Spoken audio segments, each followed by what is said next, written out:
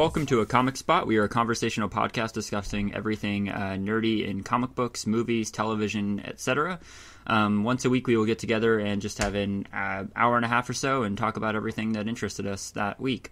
We're really trying to bring in new fans. That's why we're doing this. I'm Antonio. I've been reading comics for the better part of 8 years, and I'm from Southern California, and this is my co-host Julian. Yeah, I'm Julian. I also live in Southern California. Now, I've been interested in the comic book medium for about 8 years, but I've never actually taken the time to physically read comic books. But I started last year actually, building my collection. Thanks to Antonio, who's been suggesting some really awesome stuff, including New Avengers, Superior Foes, Matt Fraction's Hawkeye, and that's basically it, We're not too different, Antonio and I, but I will admit this, he knows much more about comics than I do. And yeah, let's get into it. First episode. Yeah, I mean, the whole point of this is to really just discuss what we love, so to, devoid of how much we know about it. And Julian's a great example of someone who didn't really know a lot about comic books and tried to change that. And you've really found some stuff you love, right? Oh, yeah, I have. I mean, I have recently, and by recently I mean yesterday. Yesterday I finished Mark Waid's Daredevil. The first 36 issues, not his new 2014 run, but the run that lasted from 2011 to 2014, I believe. That was fantastic. It's currently... I've heard great things about that run. Yes. I personally haven't read enough of it myself. Now, I mean, the way that Daredevil is written, it's so complex and fleshed out. Like, he's got all these problems that he's sort of dealing with in a terrible way by not really letting him affect it, or by not really letting it affect him. And there's these sequence of events that happen in his life that's told through the story where all this crazy shit is happening to him, right? And there's a huge payoff in the end that I'm not going to spoil, but if you're a Daredevil fan, you'll love Matt Fraction's run. What about you? That sounds like a pretty glowing review for Mark Waid's Daredevil. I am a Daredevil fan, dude. I am. Okay, so getting right into it, basically every week we'll get together and record this podcast, and we'll just talk about, all the things in the previous week that interested us and what we really, are excited about. And so there's a lot of stuff in this last week and a half so before we decided to record. So should we get right into it, or do you want to... Let's get right into it. Now, this wasn't really in the past week, but it's fairly recent. Ant-Man. Let's see. Ant-Man written by Spencer, right? Spencer's writing Ant-Man. I think it's Nick Spencer, I believe. Yeah, Nick Spencer. Sorry, I didn't know his first name. Let me just make sure of that really quick. But yeah, Spencer's a great writer. He wrote Superior Foes of Spider-Man, fantastic series if you haven't read it. Yeah, also a top favorite series of mine. It's just fantastic. I strongly suggest it. Yes, his name is Nick Spencer, and he's just a great comic book writer. Oh, yeah. His first issue of Ant-Man came out this month, and it features Scott Lang, the second Ant-Man that Paul Rudd will be playing in the new movie coming out in July. July. Avengers is in May. Avengers is in May. We got a Marvel movie almost every month. Oh, yeah, we do. Now, Ant-Man, I read it. It was fantastic. I was a huge fan of Superior Foes, so going into Ant-Man, I knew, there isn't much that he could, there's not much wrong that he could do. I was right. In my opinion, I think that it was a fantastic first issue. Now, the way it ends, obviously I'm not going to give that away to any new fans out there, but the way it ends, it's almost as if it's a one-off, It does feel like a really self-contained story. It does feel like a self-contained story. Now, obviously... It introduces you to his entire, sort of life events. It's almost like a biography in one issue. Exactly. It chronicles, why he wants to be a superhero. Well, he is a superhero, but why he does it. He does it to be a family man, even though he doesn't have the best marriage going on right now. He's divorced, and he barely sees his daughter. But yeah, okay, so speaking to his daughter really quick, Cassie Lang. Yeah, so I've told you this a few times, but you have. I did love the issue. I love Nick Spencer. I love his writing, but I still, it bothers me whenever I read that issue because Cassie Lang, I mean, some of you might know a book called The Young Avengers. She was one of the founding members of the Young Avengers. Great run. And she was a superhero named Stature. She took her father's Pym particles and, gave herself superpowers. And so this book sort of retcons that and sends her back to a younger age. And they haven't really addressed what that means for her. But, I'm excited to see what they do with her. It's just... Yeah. It was a little offsetting when you go into it if you knew her character. Now, for new readers, it's a great book. I really suggest picking it up. Yeah, especially if you don't know anything about Ant-Man. It's fantastic. It really was fantastic. And the way it ends, you could kind of see if the series didn't go on, this would be sort of a happy ending for it, But clearly, totally. You and I, we clearly want to see the series go on for, a long time. Issue 2 should be February, so I'm excited for that. Yeah. But, it does it makes me think that Nick Spencer, if he wanted to, could take these characters who are sort of, I guess bad news bears kind of superheroes and kind of just make issues that are just one-offs of each of them. I think that's definitely a strength of his if he wanted to go that direction. And I noticed, I'm pretty sure that Grizzly, is his name Grizzly? I guess he was a former wrestler. Yeah, I believe Grizzly is going to be the villain for the second issue. For issue 2, but... To be honest, he's a villain I don't know much about. He just wears a bear suit. Yeah, neither do I, but it was fun reading about him in Superior Foes, even though he came out in a couple pages. He was this sort of... Grizzly was a former wrestler who enjoyed the limelight and all the attention. Was he at the support group that Boomerang went to? No. He wasn't at the support group. Actually, yes, he was. Okay. He was at the support group because he got the shit beat out of him by Superior Spider-Man. Right? Yeah. And seriously, read Superior Foes of Spider-Man. Superior Foes of Spider-Man is fantastic. Also, Superior Spider-Man is fantastic. Yeah. But Superior Foes, I'd say you don't need any knowledge of Spider-Man going into it. All of the villains are low level to begin with, so a lot of them were new to me. And it really it's a great villain story, very good fellows. Superior Foes was my jumping off point, right? The first issues I bought of any comic were Superior Foes. Now, I think that's a great starting point because you don't know who most of these characters are. I knew who Shocker was previously, but the way that Nick Spencer wrote Shocker and sort of delved into this character, it was fantastic. The way he writes a ragtag team. And he definitely reintroduces all of the previously known characters. Tombstone has his entire character sort of reintroduced. And, even characters like Chameleon and the Punisher, you sort of get a sense. You get the most information you need on them. But I will give you this: the ending to Superior Foes kind of took me by surprise. And let's not spoil it for anyone. No, I'm not going to spoil it, but I think it was great. You read the entire series, you get the tone of the whole series, you understand, okay, this character's like this character's like that. It's a series that you have to read knowing it's going to end. Yeah. And you get to the ending, and you're like, I should have seen this fucking coming. Mm-hmm. But other than that, it was fantastic. If you like that, also for any listeners, as we said, we suggest Superior Foes, but it's very similar to a lot of what writers at Marvel have been doing lately. It's sort of this, I call it the Matt Fraction style, since he sort of coined it with his Hawkeye run. But another writer is doing it is Les Cott with Secret Avengers. It's a sort of muted kind of down to earth humor that they're putting into their books, and it's really refreshing in these comics about people in tights beating each other up. Let's move on to that. Matt Fraction's Hawkeye. How do you feel about that? Well, I know how you feel about that. But... Well, that's another book that's one of your sort of first runs that you've really fleshed out. Oh yeah. Since you just started reading that, let's see what you feel about it. Since I'm a little farther along. I keep forgetting that you're much. I keep forgetting how long the series is going. I think it's so on far. issue 30 now, or somewhere in there. It's coming to an end soon, though.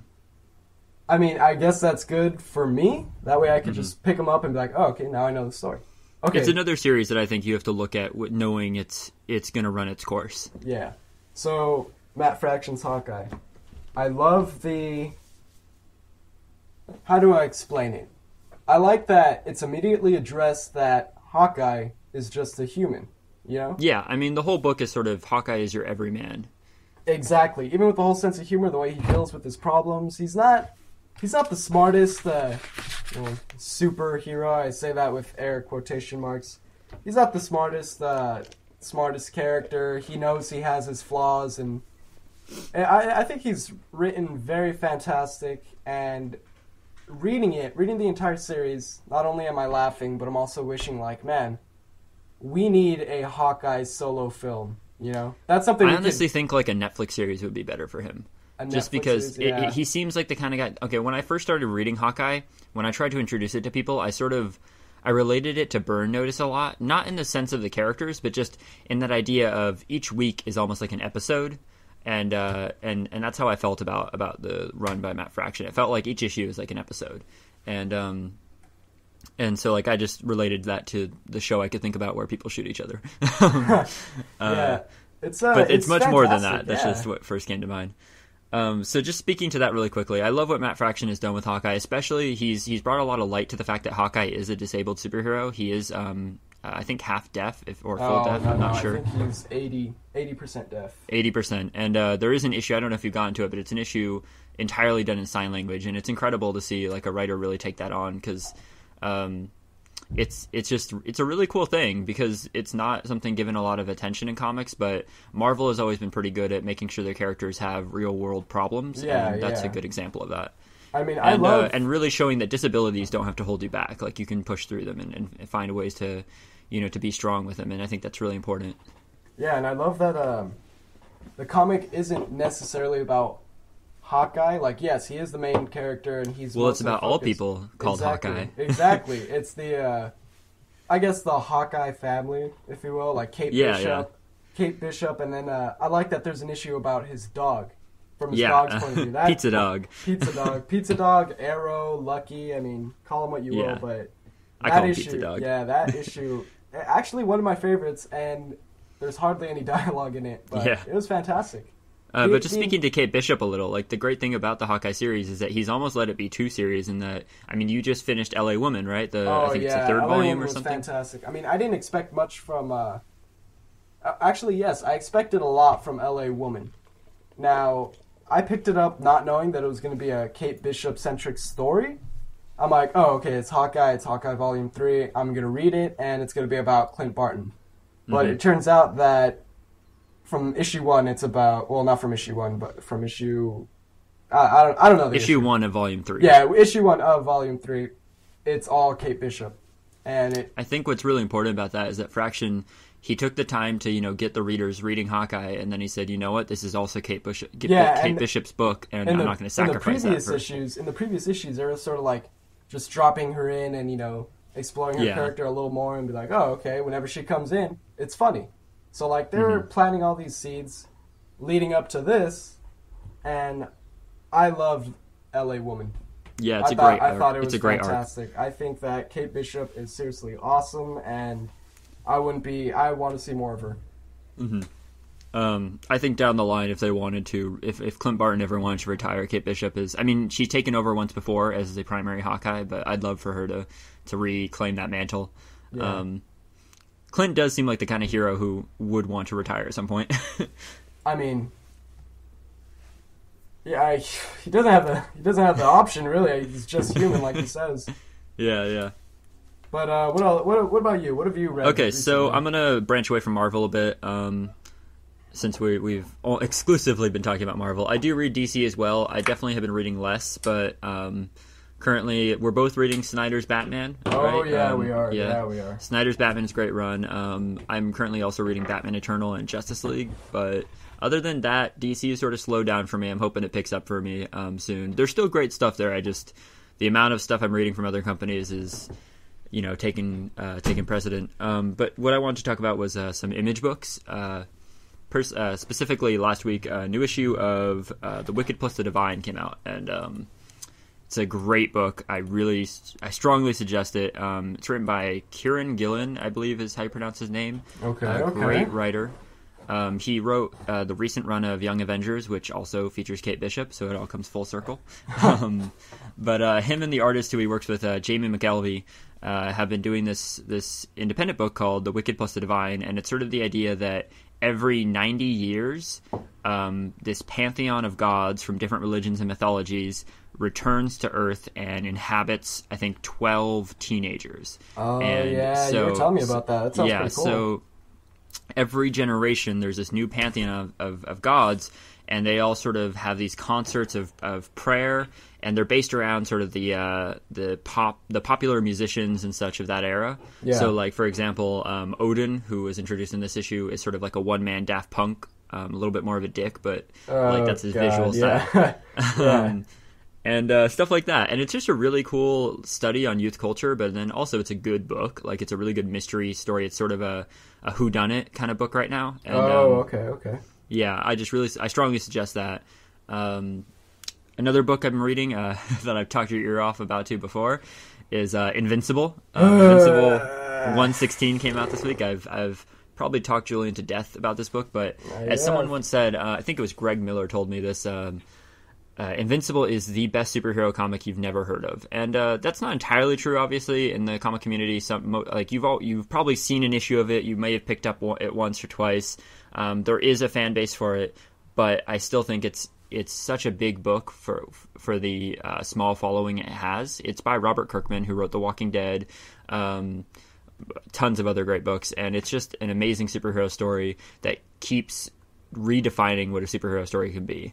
Actually, The Walking Dead is the only Image and Robert Kirkman book that I've read so far, but even then I read the first, I want to say 106, 110 issues. After that, I sort of fell off, and I don't know, I can't really get back into his writing. Yeah, the thing that people sort of don't realize about Invincible is that he literally started it the same year as Walking Dead, so it's like on issue 116. It's been going 10 years, and Jeez. you know, and I think he's sort of kept it close to the vest in terms of merchandising, which is why it hasn't blown up as the same size. But it's a great book. I strongly suggest it. If you end up picking it up, please read past volume 1. It's worth it. Okay. Now, let's move the topic to from comic books. What about movies? You got anything? You're excited for anything coming up? Or? Well, there's been actually a lot of news today. Actually, we're filming on the 26th. It's Monday, yes, January 26th, and 2015, some of you might have, by the way. 2015. Yeah, we're not from the future, and or from the past. Yeah. And so a lot of things have been announced today. Let's start with David Tennant as Zebediah Killgrave. Yes. Now, as the Purple Man. Yeah. Now, I didn't. Like I said, I haven't read Jessica Jones, and Jessica Jones, Alias by Brian Michael Bendis, great series. I've heard it's fantastic. Like I've said, you know much more about Purple Man and in general comics than I do. But I have seen images of the Purple Man. And we've talked about the Purple Man before. I mean, you are a Daredevil fan. He's shown up a few times. I've seen images. I mean, even before I was a Daredevil fan, I mean, I knew who Purple Man was. I've seen the way he looks and all that stuff. Now, I don't know if it was just the artist or what, but I can't think of the name right now. He worked on some Ultimate Spider-Man issues, for a long time. And he drew Purple Man with this sort of almost, his brow is very prominent in the center. Yeah, I think I know what you're talking about. And he had a very pointy and almost slopish nose, right? Mm-hmm. Yeah. Once I heard David Tennant, I mean, even then, I'm not a big Doctor Who fan, or even I hardly know what David Tennant has been in, but I've seen him and all that stuff in pictures and images and stuff. Yeah. And hearing that he was casted, I'm like, oh, fucking perfect. He looks the part, and I'm sure he could act the part. I mean, Marvel has been pretty on point in casting before. They seem Marvel Studios. I mean, they seem to know what they're going for whenever they cast a character. And David Tennant's a great actor through and through, and I think that he's a great choice. So what's interesting is that he's entering the Marvel Cinematic Universe through the Netflix series. Yeah. And so Jessica, for those of you who don't know, Jessica Jones will be part of the Netflix deal that Marvel signed last year. And it will actually be airing end of this year, end of 2015. Well, actually, they... or is it still... So far, no one really knows. Okay, well, the last time they put up a date, it was 2015, but they didn't put up a specific date, so it could still change. I know that they haven't begun filming yet, obviously, since they're still casting, but They recently announced, I think, Mike Coulter as Luke Cage in that series as well. Luke Cage. And I'm trying to remember who they confirmed as Jessica Jones, but they've casted her as well. It's this Kristen Ritter. Ritter. Yeah.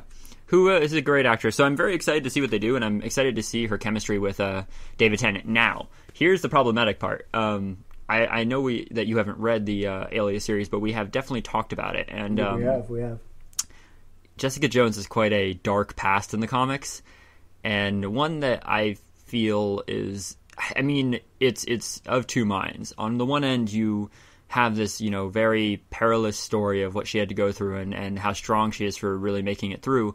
But on the other hand, you have to remember that it's a writer putting her through this. And so it's a very difficult thing to really analyze. But at the end of the day, I'm hoping that the cinematic universe sort of takes a different direction with her. They can still have Purple Man and her have this, fucked up relationship. Yeah, somehow. but hopefully not to that level, because it definitely felt like something that was a little too much shock value, not enough. I mean, for those who have read Alias and or Jessica Jones Alias, clearly you know what we're talking about. Now we kind of don't want to delve into that part of the story. Yeah, but I mean, if you read it, you know the implications and everything like that. So yeah. Yeah, it's just it's one of those things where it's such a serious concept to address in comic books, and you have to be very, you have to really think about all sides of what that. Yeah, it's a very complex thing. Yeah, and I'm just hoping Marvel sees that and realizes that if they're going to address that in any way, that they need to be very. Professional. Well, clearly Marvel is professional, but they would have to. I hope they don't belittle the experience. I hope they don't belittle it at all, because it is really a traumatic thing and a really awful thing to happen to her. So if they're going to use something along those lines, really give it the value it deserves. Yeah. Now. And make Purple Man the villain. Don't. I mean, from what the article said, that it said that David Tennant will be playing the Purple Man, obviously. Mm-hmm. A character who returns from Jessica Jones's past, I think. Okay, so does it sound like the traumatic instances we're talking about might have already happened? Yeah, it might have already happened, and so they might move on to a new story and maybe not technically address what has happened to her in the past, but sort of leave it almost enigmatic throughout the entire series. Yeah. Just know that Purple Man is a piece of shit. Yeah. And I just hope they keep that, basically. I hope they don't try to make you sympathize with him because this guy, yeah. Yeah. So moving on from that. I think that was that. I mean, that's a really interesting piece of casting information. David Tennant's a great actor. I think he can pull that off. That's pretty much our consensus, right? I mean, he looks the part too. If I can find the picture, I'll post it up on this podcast, but he definitely looks the part. Oh, one last thing before we move on. So David Tennant is, I believe he's a Welsh actor. Do you think he'll have an accent, or do you think he's going to be American? I'm not entirely sure because, I still don't know much about Purple Man except what he's done. And is Purple Man... I believe Zebediah was foreign, but I want to say he's usually written with an American accent, but I could be wrong. Hey, who knows at this point, Yeah. All right, so... the other thing, next thing I wanted to talk about was, so this has been, you've told me this has been speculated for a while, but we I don't know if it's been speculated. Or maybe it was even announced a while ago. I'm sure that it was already announced and confirmed, but I mean, I could be wrong. Okay, but either way, it's being reported on now. Yeah.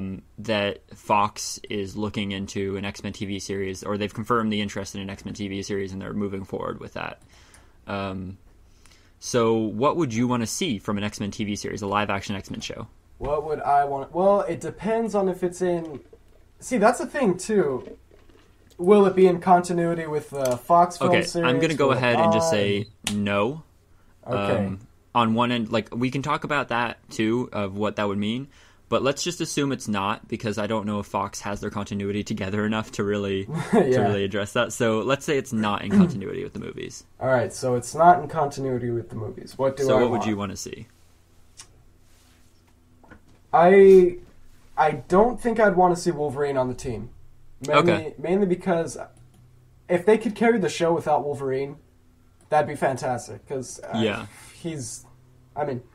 we're almost at Wolverine overkill. Well, personally, what I would want to see. I mean, I don't want to tread on your thoughts, but I want to see the original X-Men team in sort of not a teen drama, but that sort of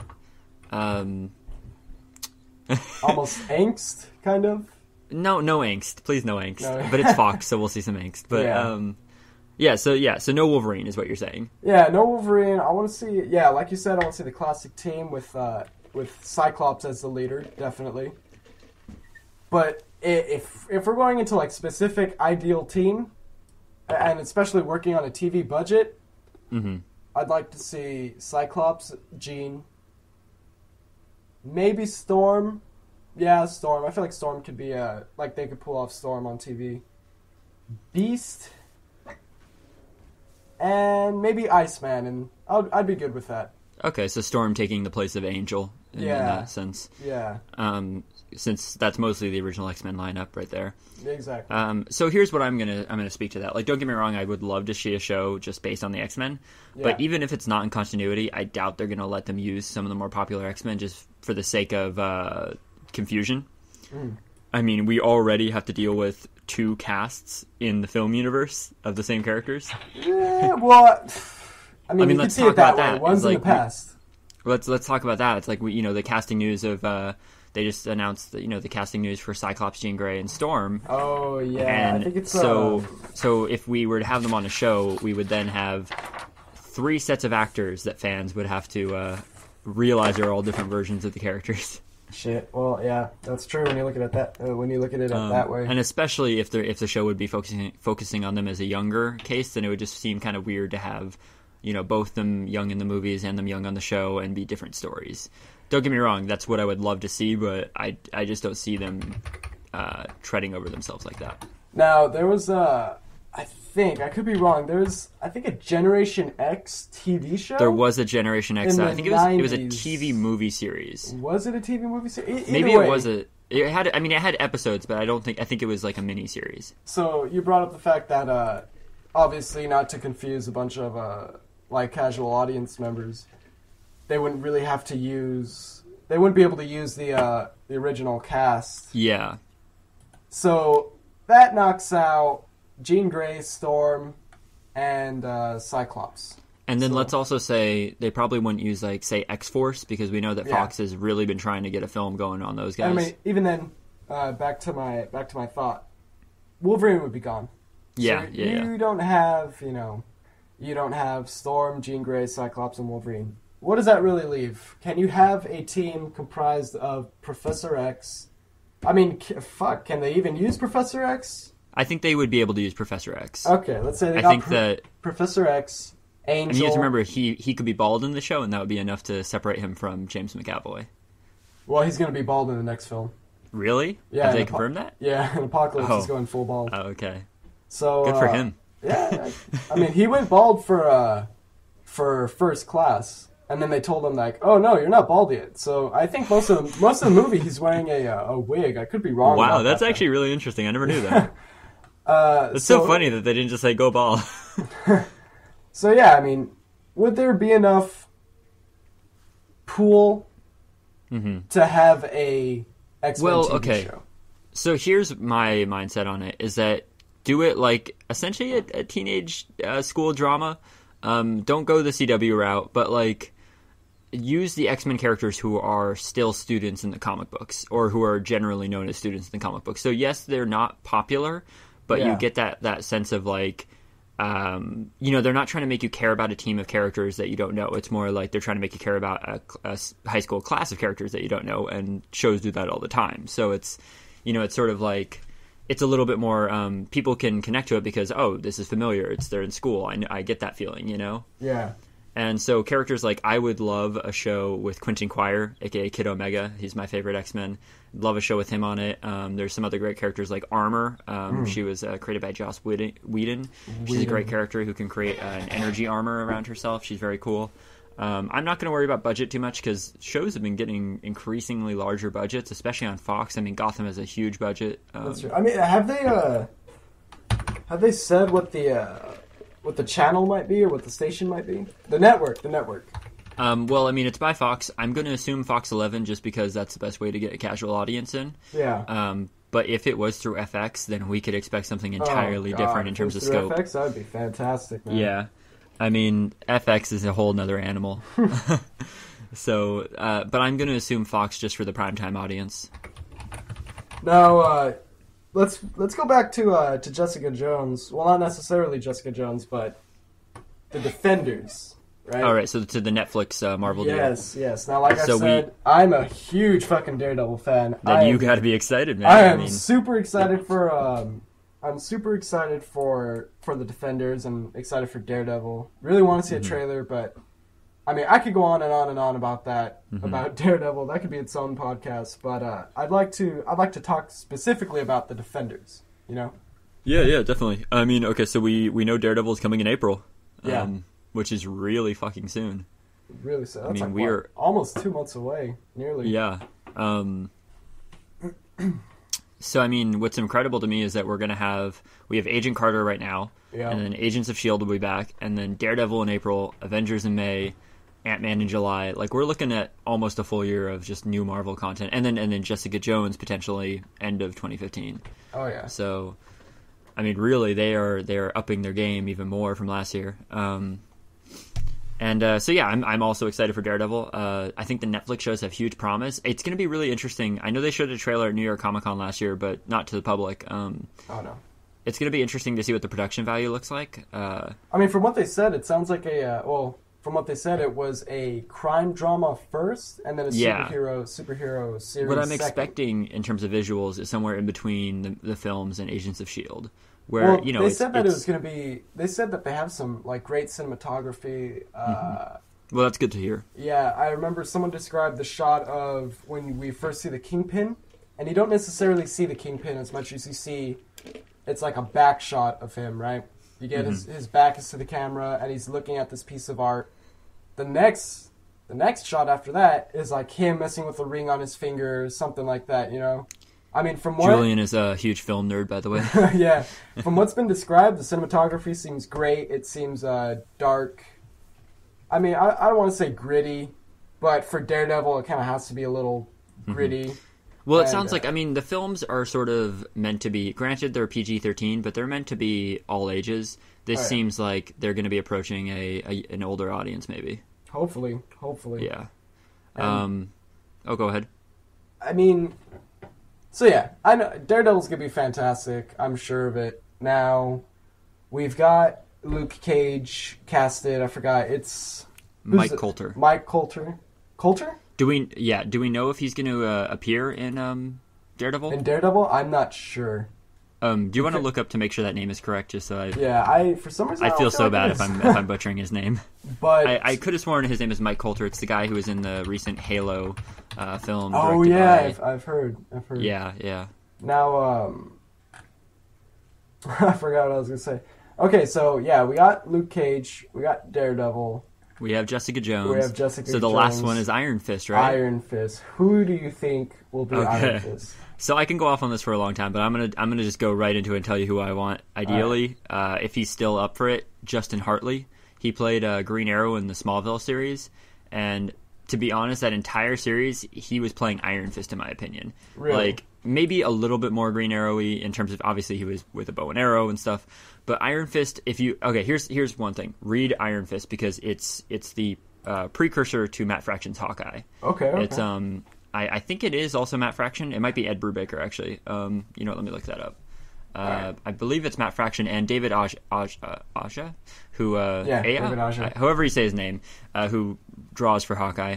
And Iron Fist, it sort of follows him as this billionaire who doesn't really care that he's a billionaire and focuses on fighting crime and giving to charity and try to help people. And it's a very Hawkeye-like story. You can see where Hawkeye came from after reading that. And, and so I sort of see him as this as this billionaire who's got like a six-pack and just sort of doesn't care about any of that. And now how young was I don't know much about. Now, see, that would be my issue with Justin Hartley. Is I don't know how old he is now, but I'm assuming he's in his 40s, or maybe late 30s, because he was definitely in his 20s when he did Smallville. Most of the actors were, but I mean, to be fair, Marvel heroes are usually in their mid 30s to 40s. I mean, you look at the Avengers; half of them are over 30. I mean, one of them is 90 years old. Well, the other one's probably a couple thousand years old. Yeah, so exactly. Never mind.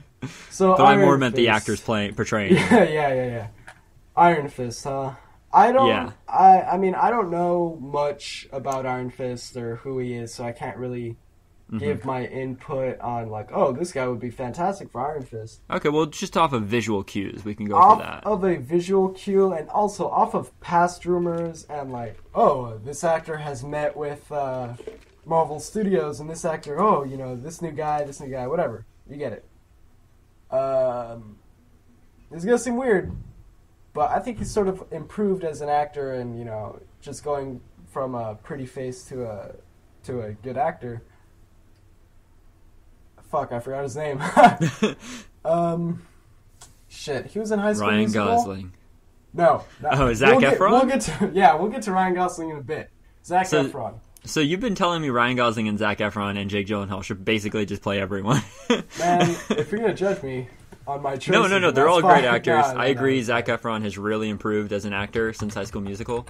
I mean, I personally think he's too young still. He looks too young, even if he isn't. Like, he has that sort of baby face kind of look.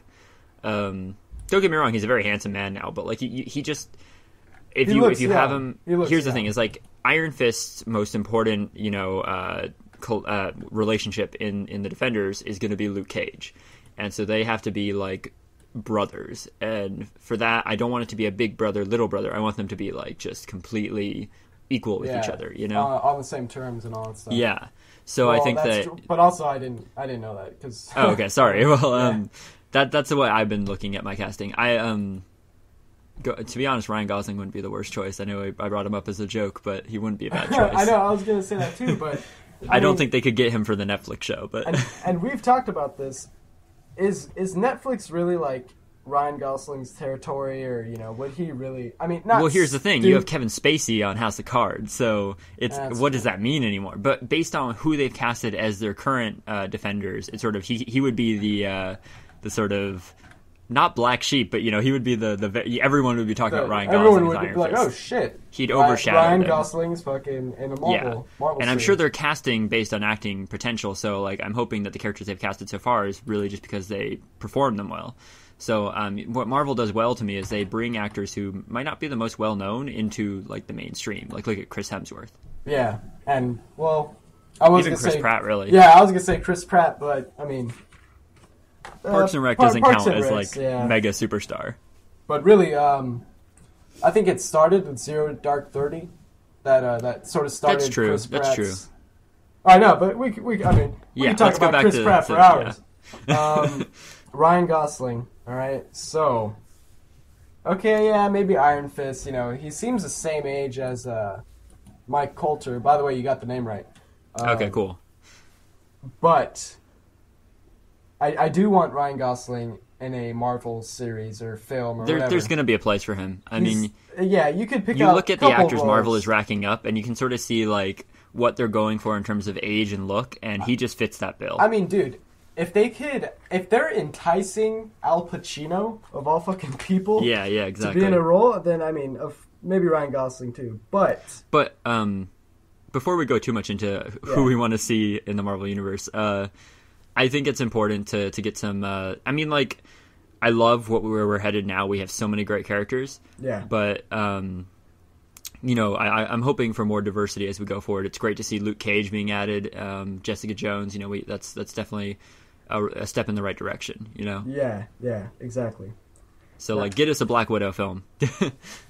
It's great that we're getting a Captain Marvel film though. That's going to be awesome. And Black Panther. Black Widow and Hawkeye. If you could put those two, I would love a duo film of those two because they're both characters who have great origin stories, but might not be able to carry their own films just because their origin stories are very. They end with their inclusion with Shield, especially in the MCU. I mean, so they connect to each other halfway through their origin stories, so it makes sense for them to have a film together. Now, before I start jumping off about like duo movies and all that stuff. Back to Ryan Gosling. I'm a Ryan Gosling fan. I've seen a bunch of his movies. He's a good actor. Dude can't scream for shit. He can't. His voice cracks like a 14-year-old boy. Real, but like that's kind of why I think he'd be good for Iron Fist, who's this very zen guy. Or like, Black Bolt. If he, I think he could play Black Bolt. No that is interesting. Yeah. So okay, but do we know if Vin Diesel has sort of? Are we assuming Vin Diesel is taking that role, or is he still up in the air on that? I mean, dude, wasn't Vin Diesel like, oh, I have a vision? Right. I mean, so Vin Diesel could be fucking with fans for the fun of it. So, but I will say visually, I could see Vin playing Black Bolt, and it would be kind of humorous to see him play two characters who don't say more than like 3 words the entire film. Exactly. But Ryan Gosling actually is not a bad choice for Black Bolt now that I think about it. I mean, yeah, because he doesn't have to scream or anything. I mean, have you seen the movie Only God Forgives? No, I have. Is that the one with Dane DeHaan? No, that's Place Beyond the Pines. Right. Okay, I've seen Place Beyond the Pines. I haven't seen Only God Forgives. Yeah, there's a it's scene on Netflix, right? Yeah, there's a scene in Only God Forgives where he yells at this woman. And I mean, like, I'm watching this movie, I'm just like, this is a pretty good movie, right? He screams... I look around and I'm just like, the fuck, anyone else hear that? Like, dude can't scream for shit. I mean, fantastic actor, fantastic singer, shitty screamer, and fucking, that's it. Yeah, Alright, so that's the end of the Ryan Gosling podcast. Thank you for listening. Come back for week 2 about Ryan Gosling again. We'll talk about specifically his facial hair next week. Yeah. All right, so... And then the week after that, we'll talk about his lazy eye, but... So let's continue with the Marvel Cinematic Universe, as there was a lot of news about it. So, really quickly, let's talk about Doctor Strange for a second. So they reported that they're looking at... I don't want to butcher his pronunciation, but it's Chiwetel Ejiofor, I want to say is how you say his name. Let me see. I'll look it up. Keep okay. Anyway, they're looking at him to be a character in Doctor Strange. Nobody knows who yet. We still aren't 100% sure if Benedict Cumberbatch is Doctor Strange. I don't think they've confirmed that. They've but confirmed they have. They have? Yeah, he's been confirmed. Okay, I thought it was still up in the air. No. He's been okay, well, this is why Julian is in charge of the movie news. So Benedict Cumberbatch with Doctor Strange. I believe that... I'm trying to remember what movie... Ejiofor was in that they were referring to. If I'm saying his name right, that is. I apologize if I'm not. I believe it was 12 Years a Slave, though. He was the main actor, right? He played Solomon in that. Chiwetel Ejiofor? Yeah, that's how I'm saying his name. Yeah. I don't know if that's correct. I apologize in advance if we're getting it wrong. It'd be really interesting to see who he's going to play. Doctor Strange is a character who his supporting cast is... I mean, it's sort of in the line of, who are they going to choose because they're not all very popular, so they can really do what they want with them. The only supporting cast member I can think of at right off the bat is Wong, his hand servant, but that'd be a little weird. Yeah, that's what I was thinking too, but I'm not entirely sure about that. Yeah. I don't think I would. But it'd be cool if he was like a character who trains with Doctor Strange when he's learning his magic abilities. It would also be interesting. Well, on that thought, what they've said is. Are we thinking Baron Mordo? Yes. Okay. They haven't specifically said that, he might be Baron Mordo.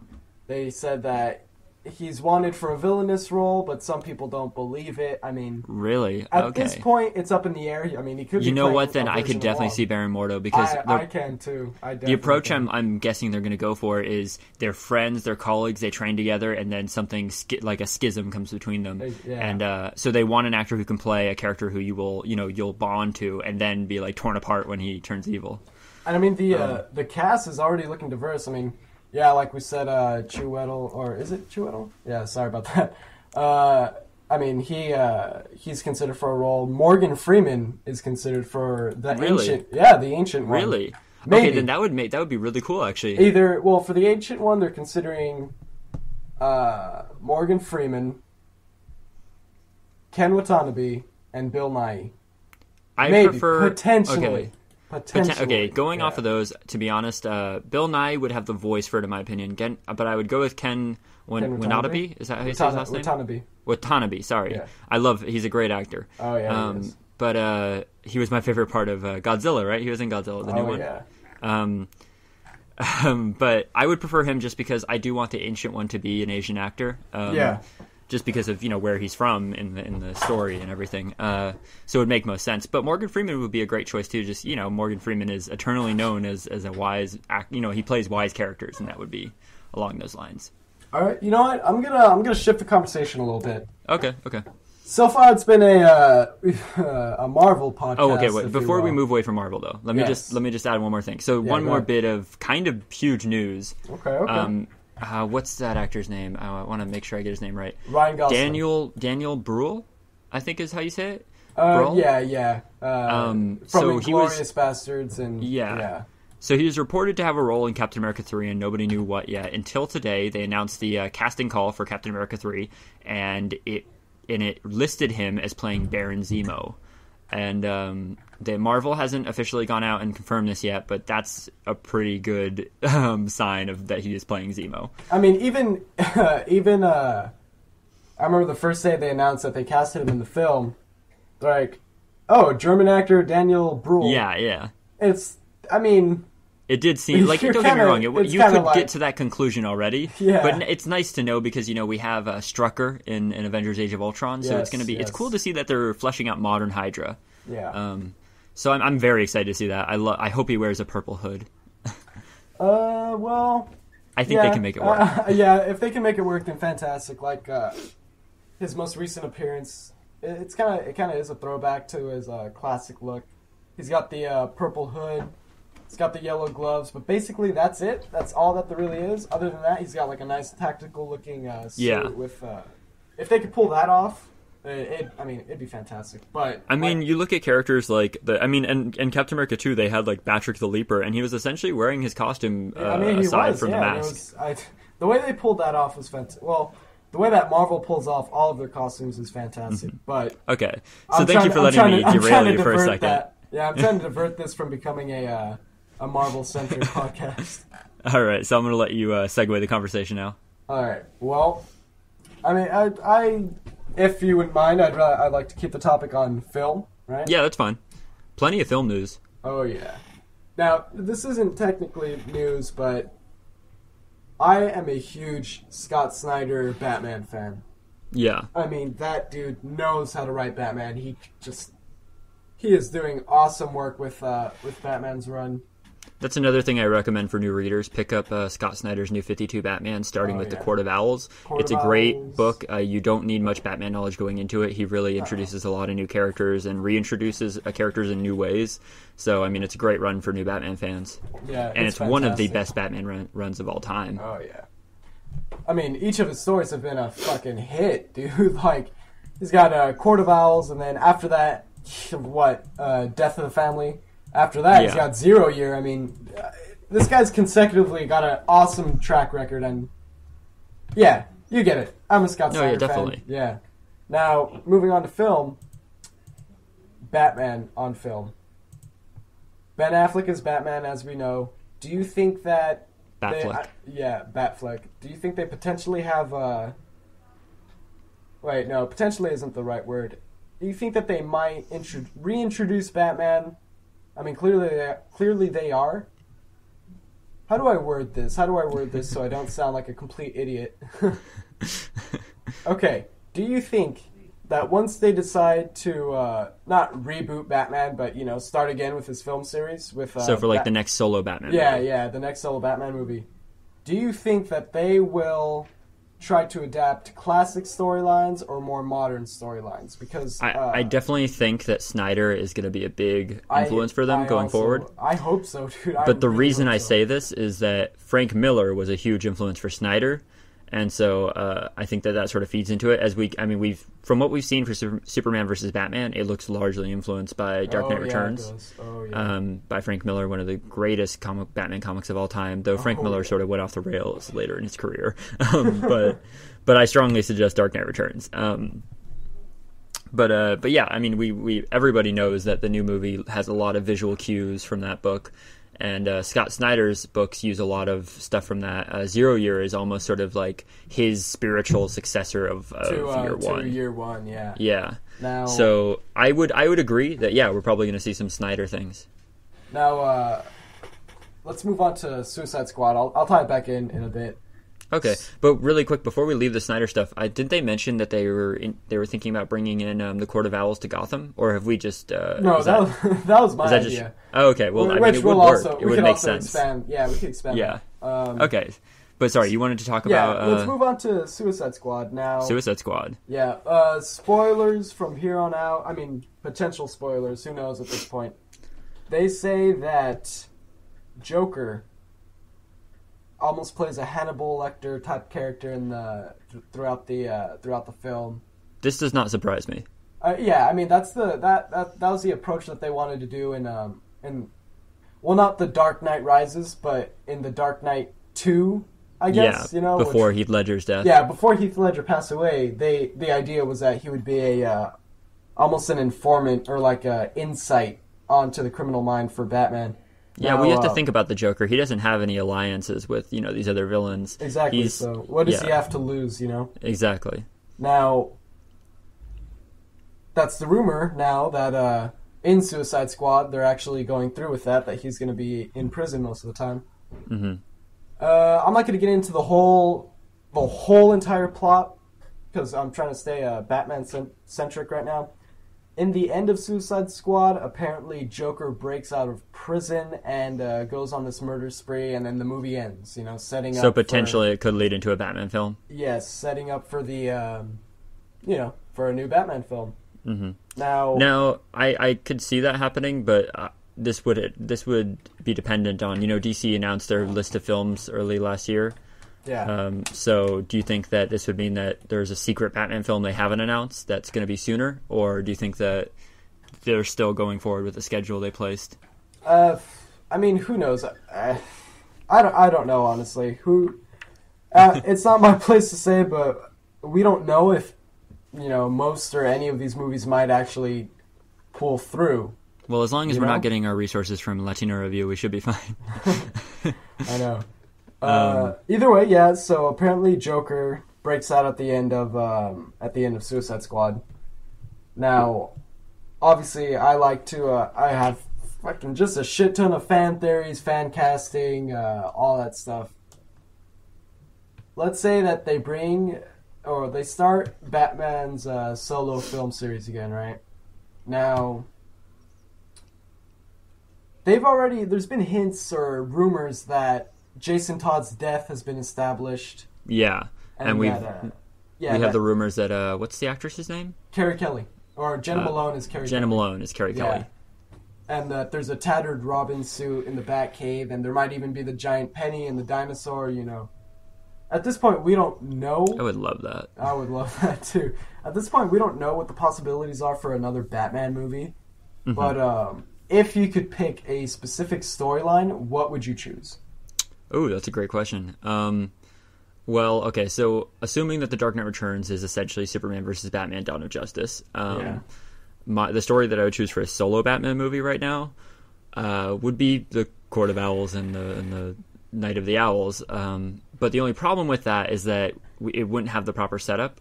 It wouldn't, yeah. Now I agree that, like I've said, I'm a huge fan of Court of Owls. Yeah. And you brought up Gotham. That's basically my idea for Gotham. If for those who don't know, this isn't a spoiler at all for the Court of Owls storyline.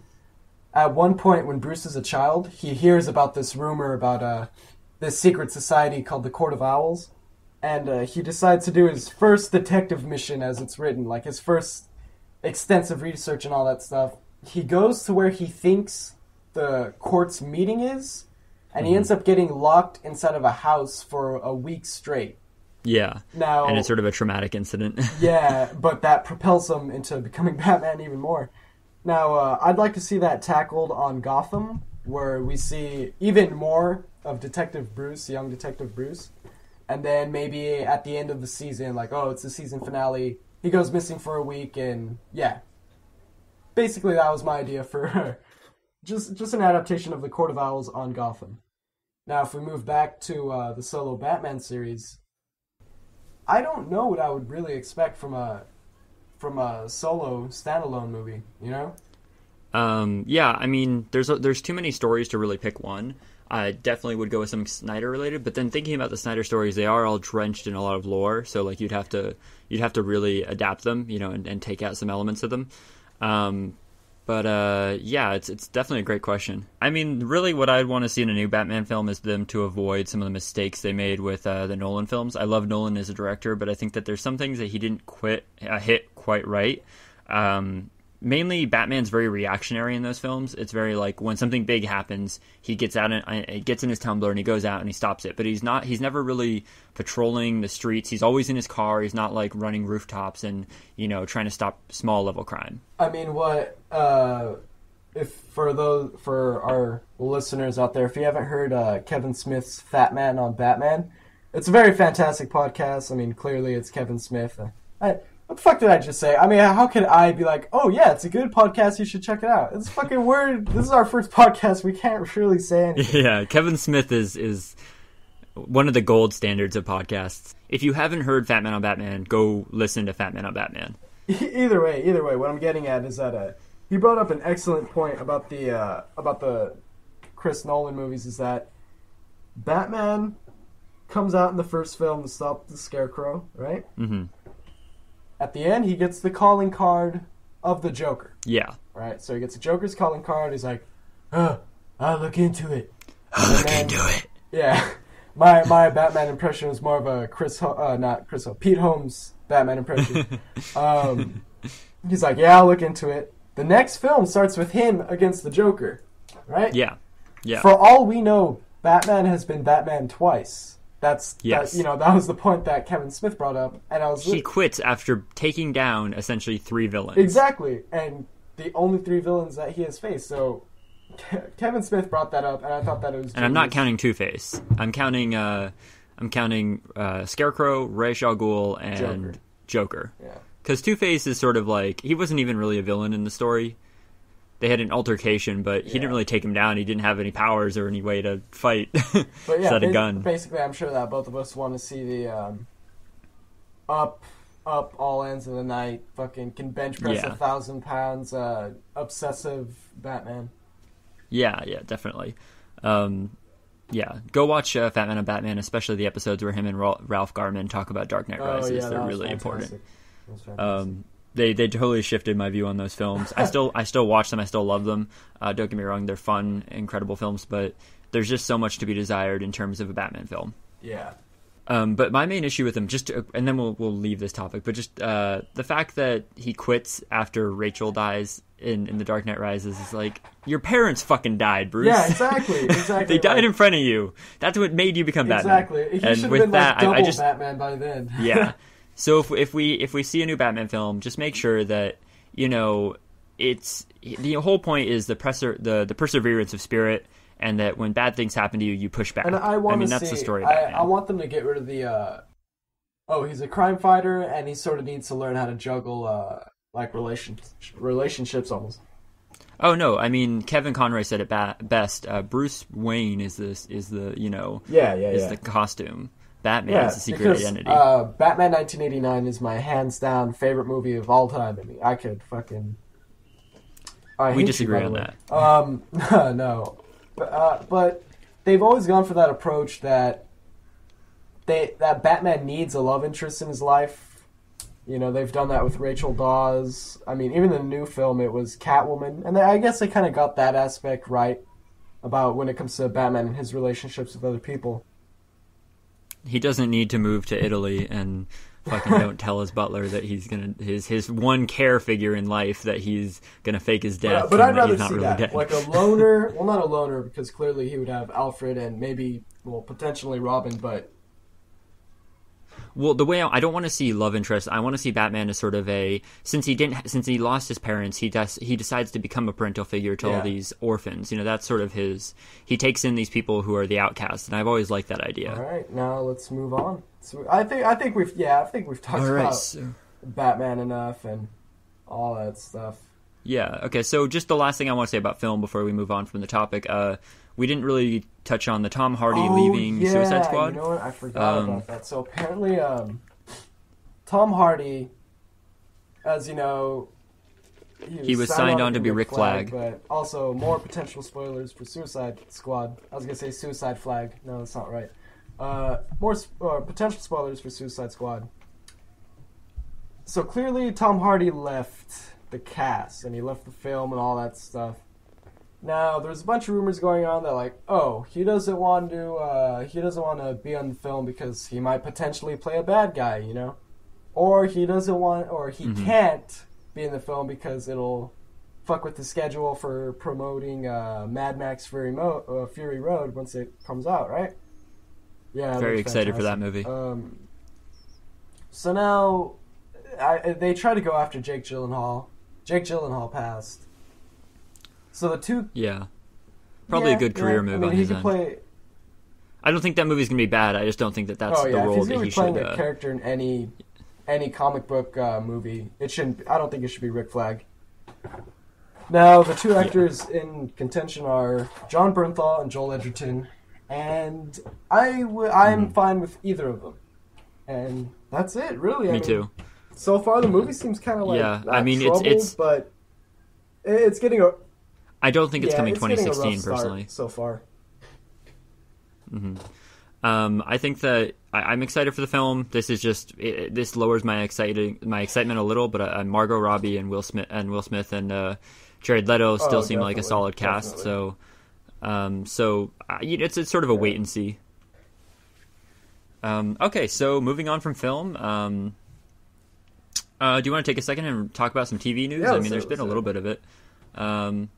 Okay, so obviously Gotham, Arrow, The Flash, they all came back from their mid-season finales last week. Let's not talk too much about each episode individual, but like, was there any big developments you want to go over? Not really. I mean, Penguin's on a fucking slippery slope. I know that sounds stupid. In Gotham. But... By the way, I'm very avid in my distaste for that show. Yeah, well, you've Julian likes to tease me about that quite so often. Far, so you can't say that. Now, I will admit that the writing was kind of bad the first half, but since the mid-season premiere, it's gotten better. I will admit it. I mean, it's not like fantastic. That's good to like, hear. The Flash, which we could both agree on, but I mean, it's getting there. Yeah, I love the Flash. Yeah, watch the Flash. It's getting there. It'll take a while, but so far, it's getting a slow start, but it's working its way up. Okay. They recently confirmed the Red Hood will be finale, in the and they also finale today it was confirmed of Gotham? that Colm Feore, who you know as Laufey from the first Thor film, he's going to be playing the Dollmaker in Gotham. Okay, so the Frost Giant's king Laufey, who I think Loki killed in the first Thor film. I'm pretty sure they killed him. So he'll be playing, you said, the Dollmaker. Now, see, the reason that's interesting to me is obviously they've been setting up the Dollmaker on Gotham, but they already had the Dollmaker on Arrow. Well, there you go. Now, at least that could confirm that it's two separate. I mean, I know. I mean, obviously they've mentioned it a few times that they are separate continuities, but people still want them to cross over. I want them to cross over. I don't. But I think the Arrow and Flash universe are already strong enough, and we're adding Supergirl and Vixen to that mix soon. It's not that the Flash universe is strong enough. You know, I mean, clearly they've done fantastic, and they don't need like the extra push from Gotham or Batman or any character like that. But it would be fantastic to know that Batman does really exist in this universe. Also, it's a missed opportunity. We'll see if they were going to do. If they were going to do any sort of crossover with Gotham, I would want it to be, since Gotham is set before Batman's time, and obviously the characters, I mean, obviously we know now it's not in the same continuity, but if it were to be, I'd want the crossover to be a modern-day Gotham, where I consider the current Gotham to be a past, set Gotham. So it could still be these actors just playing older versions of themselves, and it'd be sort of like look forward for fans of Gotham. Because that's the only way I could see it really meshing with the dynamic and the Arrow or the Flash. But like I say, we could go on for that Yeah. So I mean, the Arrow came back. A lot of big developments that I won't talk about because they're kind of spoilery. But the biggest thing I will say is Black Canary. The new Black Canary is here. The next 3 episodes will be Laurel Lance's sort of transformation into the new Black Canary. She seems badass. I wasn't a fan of Laurel for the first 2 seasons, but since she's been training with Wildcat, it's been a lot of fun. I strongly recommend you watch Arrow and The Flash. The first 2 seasons of Arrow are on Netflix. First season of Gotham will be coming to Netflix. I don't recommend that show, but I'll probably watch all of it anyway. Yeah, I'd imagine that the first season of Flash will make its way to Netflix because Arrow's on there. And that's pretty much all I have to say about TV for now. Next week we have a new Agent Carter, new Flash, new Arrow, or this week I guess. It is Monday today. I mean Flash. Yeah. Last tonight's a new Gotham. Not last night. Last week's Flash came back. It was all right. You had issues with it. I personally loved it. We both agreed the villains were campy. You said that was a bad thing. I said that was a good thing. I personally loved Captain Cold. Was fantastic, but my main concern was that they try to make Heat Wave on the same level as Captain Cold with less development. You know, that's what, okay. I agreed with that. I mean, I think that. Other than that, I think that the way they could have sidestepped that was just showing, the first. Now, yeah. It was a good episode. It was all right. To me, it felt like a filler, but that's all I really got to say about it. Okay, well, the one bit of news I have about The Flash is yesterday was Jeff Johns, the head of DC and one of the creators of the Flash TV show. It was his birthday yesterday, and so for his birthday, the other team of The Flash showed him some early VFX work for Gorilla Grodd. And so it sounds like Gorilla Grodd will be soon. I mean, we've seen some setup for him in the first episode. They had an Easter egg. They had another Easter egg in the Plastique episode where we actually got to see him as a gorilla. Sounds like we'll be seeing the full, villain Grodd soon. Seems like it's going to be a mix of, like a animatronic and CGI. So I'm excited to see how they handle that and if they can pull it off. Yeah. Like I said, now Flash, I've been wanting to get into the Flash, but I'm not entirely sure if there's any. Do you have any recommendations for me or any of the listeners? Yeah. In the comics? Any good Flash? I mean, I know Flashpoint is fantastic. I say Flashpoint was good. I honestly think that the animated film did a better job of the story than the comic. So I would suggest checking out the Justice League Flashpoint Paradox. It's a great animated movie. But in terms of the comics, the original Jeff Johns run, Flash Rebirth, was really great. There's some before that I can't think of by name, but the Flash run from the New 52 by Francis, what's his name? Francis Manipal, I believe. And I can't remember the other. I might be butchering the names on that, but just a great series. The first, I think, 4 volumes were by this team, and it was a good series. Reintroduced a lot of the Flash characters in interesting new ways, and the show has sort of taken some of those stories and repurposed them. So that's my recommendation for the Flash. So moving on from TV, any other big news stories? I know I have one that I still wanted to talk about that's comic book related. There's nothing that comes to mind right now. It's been, in my opinion, it's been kind of a slow week. The X-Men cast was announced. The X-Men TV show is confirmed, but other than that, it was sort of slow, nothing out of the ordinary. Okay, well, before we leave TV then, I will say Agent Carter's a great show. Comes back this week, this Tuesday. I suggest you watch it. Really great. Really dark compared to Agents of S.H.I.E.L.D., like right off the bat. Like she's getting into, it's a lot grittier. Her fights are a lot more intense, which is really great to see. Like she really kicks ass.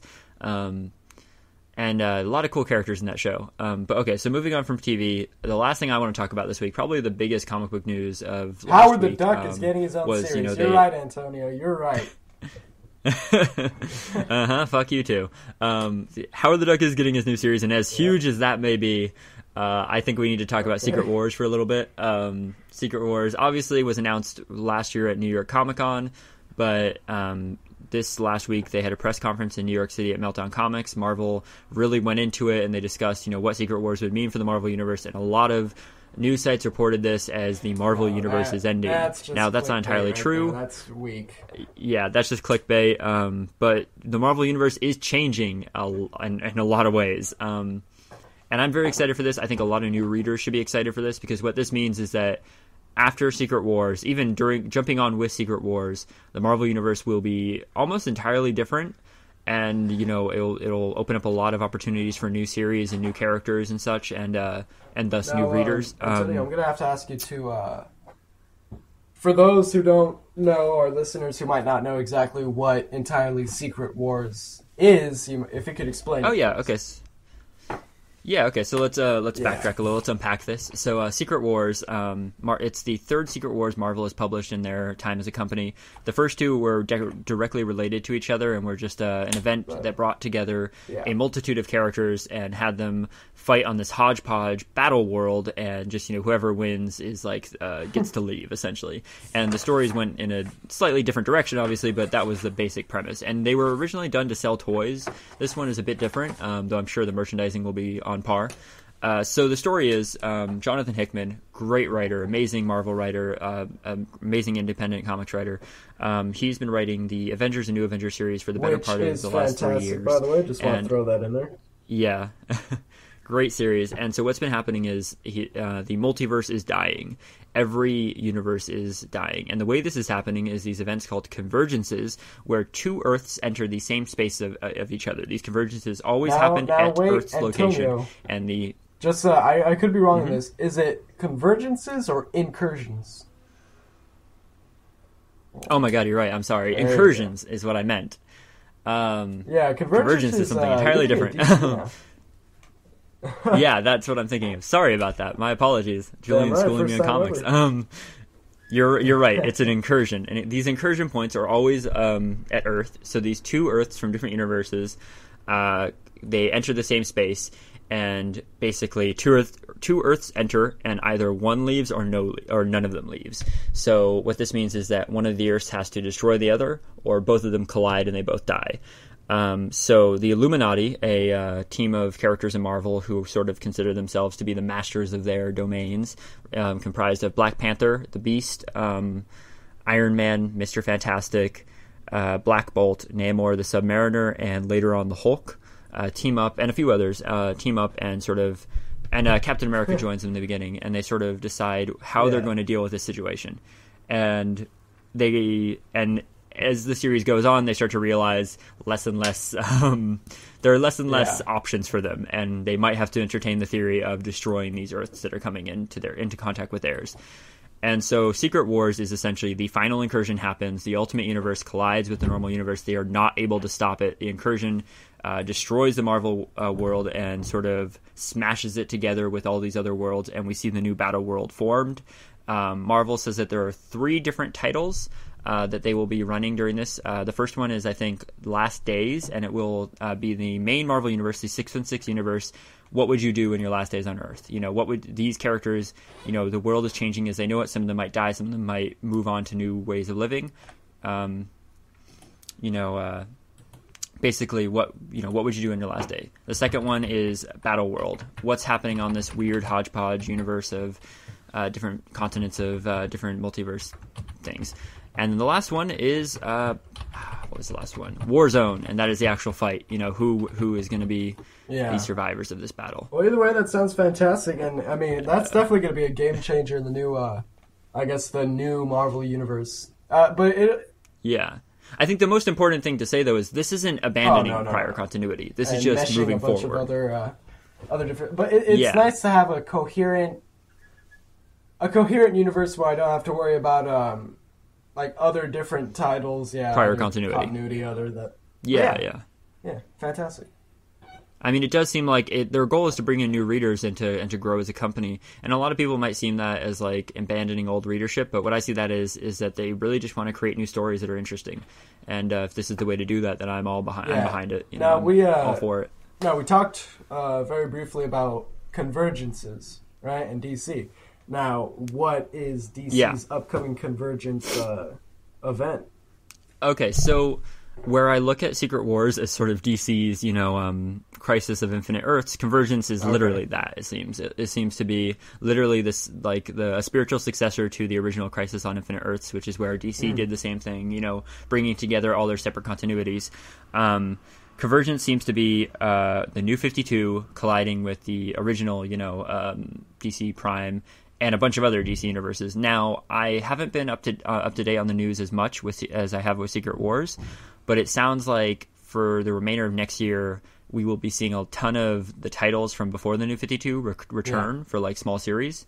And I'm guessing it will end in a very similar way, where when this is over, we'll have a very different DC universe, very different titles moving forward, both from the old universe, the new universe, and a bunch of in-between ones. Now, I don't follow DC as much, but I could be wrong, is the plot basically Brainiac... Does Brainiac trap like little cities and collect them or something? Is that true? Well, okay, so that's definitely something Brainiac has done, and they've in the DC series Future's End, Brainiac has sort of been building as this threat, and that's sort of been part of the lead-in to Convergence. But the big lead-in to Convergence, I believe, was Multiversity, the series that Grant Morrison is currently working on. I haven't been reading it, so I can't really speak to it, but the idea was he's showing us all of these different worlds collapsing and sort of running towards the main DC universe, and it seems like the clock is running out for them. Out of all the Convergence news, what I've heard the most is that people want New 52 Superman replaced with the old classic Superman. I'm not entirely sure why, but that seems to be what most fans would want. Yeah, I mean, it's Convergence is one of those things where they haven't been as forward, I think, as Marvel has about Secret Wars. I think that it might be one of those things where they put out a bunch of series and see what people buy the most of, and then choose based off that. It seems like Marvel has a plan, and they're going to stick to it. From what you've told me, they've both paths are good ideas. Told me, Marvel has had this idea for, well, I guess since Hickman started his run back in 2011, I think. Yeah, even before that, they said that even with Hickman's Fantastic Four run, he was setting the tone. During that run, he had Reed Richards encounter a council of different universes' versions of Mr. Fantastic, and they became like an antagonist. So he's been working on the idea of the multiverse sort of uniting and collapsing and requiring to unite for a long time. And they said that around the time when he started the Avengers run and they started to realize where this was headed, they talked to just about everyone who's working on an ongoing series at Marvel and said, prepare yourselves, because this isn't going to be, the normal crossover rigmarole where you have two issues that have the title, Axis on them or something. This is going to be, your book is essentially changing completely. Now, does that mean that your character will continue on in the next universe? Well, you'll know going into this, as a writer. So it sounds like one of the most coordinated events Marvel has done in modern history. So if they pull it off, I'm going to be very excited to read it. That's nice. It's nice, especially as a new comic fan, it's nice to have both major titles, DC and Marvel, not sort of cleaning up their slate, but now it's definitely going to be easier for a bunch of different fans, well, potential fans. They're creating jumping on points, essentially. Yeah. And that's good. It's always good to build your readership, because then those people will go back and read the comics from, that people want to be remembered, and they'll live on in their own way. So I think it's important for the companies to move forward and to change with the times. Really what I'll end with that is I believe Convergence and Multiversity are starting this summer. Convergence and Secret Wars are starting this summer. I know specifically that Secret Wars will begin in April with the Jonathan Hickman's Avengers and New Avengers titles ending. By the way, pick those up. They're great books. Read them in tandem. It's really worth it. But yeah, so April is what we have to look forward to see really how that's going to go down. So I think that's about it for what I wanted to say about Secret Wars and Convergence. Who cares about all that stuff you just said? Because Howard the Duck is getting his own fucking series. And it'll probably end with Secret Wars. No, I'm joking. Fuck you. They said I will say that was one of the things I was wondering about, is we do have some new series starting soon. What does that mean for when this changes everything? But the Axel Alonso, I think the head editor at Marvel, said, trust me, they know, like they didn't start the series without telling them. So I'm assuming that these characters will either carry over or they're gonna just have a very small story, and that was planned from the beginning. All right, now speaking of worlds ending, it's about time that we bring this podcast to an end. Now, before we head out, I do want to tell you listeners out there that we do have various social media that you could contact us on. Yeah, please follow us on our social media. It helps a lot. Yeah, YouTube, Google, Instagram, and Twitter now. Mm-hmm. We'll have all the links in our video. Yeah, I mean, most of them are titled A Comic Spot. It's nothing. Yeah. Nothing complicated. So. But yeah, so thank you all for listening, guys. Thank you for listening if you've stayed with us this far. We'll be back every week with a new podcast. We should have some other shows up soon. We hope you enjoyed this. Let us know in the comments if feedback, give us, suggestions, things you want us to talk about. Tell us how stupid we are, Yeah, fine. Totally. And all of it's fine. We totally want criticism, constructive criticism, normal criticism. If you just want to stalk us, whatever. Yeah. We appreciate it all. And thank you, Adam WarRock, for letting us use one of your songs in our intro and outro. It's really amazing guy. Yeah. We hope to have him on the show soon. Just really great talent. And we'll have a full list of credits in our on our videos saying who else worked on the song. All right. Thank you, guys. Have a good night. Bye.